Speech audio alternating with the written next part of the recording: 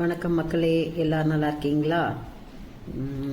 இப்போது நம்ம நிறைய மத வேறுபாடுகளோட இன்னைக்கு நிறைய பிரச்சனைகள், ஜாதி வேறுபாடு, அதெல்லாம் காதல் கல்யாணத்துக்கெல்லாம் ஏகப்பட்ட எதிர்ப்பு, சண்டை, சச்சரவு, வெட்டு குத்துன்னு நடந்துக்கிட்டு இருக்கு. இன்னைக்கு ஒரு க்யூட்டான ஒரு லவ் ஸ்டோரி இல்லை, லவ் மேரேஜ் பண்ணிக்கிட்டவங்க எப்படி இருக்காங்கன்னு சொல்கிறேன். இது உண்மையிலே இப்போ இந்த காலகட்டத்துக்கு சொல்ல வேண்டிய அவசியம். என்னோடய ஃப்ரெண்டு தான் அவங்க கிறிஸ்டினா தான் இருந்தாங்க. படிக்கிறப்பெல்லாம் பயங்கர மதப்பற்றோடு இருந்தாங்க.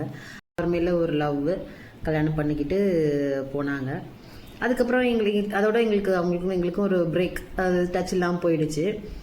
இப்போ ரொம்ப வருஷம் கழிச்சு அவங்கள நாங்கள் பார்த்து இப்போ நாங்கள் குரூப் அசம்பிள் பண்ணியிருக்கோம். அதில் அவங்க முழுசாகவே ஒரு ஹிந்து பொண்ணாக மாறி வாழ்ந்துக்கிட்டு இருக்காங்க. அதாவது அவங்களுக்குள்ள கொஞ்சமும் கூட அந்த கஷ்டம்லாம் இல்லாமல் அவரோட சேர்ந்து அவங்க குடும்பத்தில் மிக முக்கியமான இடத்துல இருந்து அந்த குடும்பத்தை பார்த்துக்கிட்டு செய்கிறாங்க. இன்னைக்கு மகாலட்சுமிக்கு எப்படி அவங்க பூஜை பண்ணியிருக்காங்கிற ஃபோட்டோவை இதுக்கப்புறம் ஆட் பண்ணுறேன் பாருங்கள்.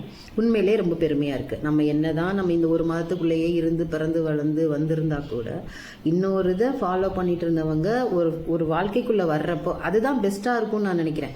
அங்கே போய் நான் ஏன் சாமி கும்பிடுவேன், சாமியெல்லாம் பிரச்சனை இல்லை, யாரோட ஒருத்தரோட வழியில் பின்ன போயிட்டோன்னு வச்சுக்கிங்களேன், இந்த டைவர்ஸு, இந்த மன கஷ்டங்கள், பிரிகிறதெல்லாம் இருக்காதோன்னு என்னோட கருத்து. ஸோ அவளை நினச்சி நான் ரொம்ப பெருமைப்படுறேன். இன்றைய பதிவு அவளுக்காக. ரொம்ப நன்றி. சூப்பர்மா, தேங்க்யூ.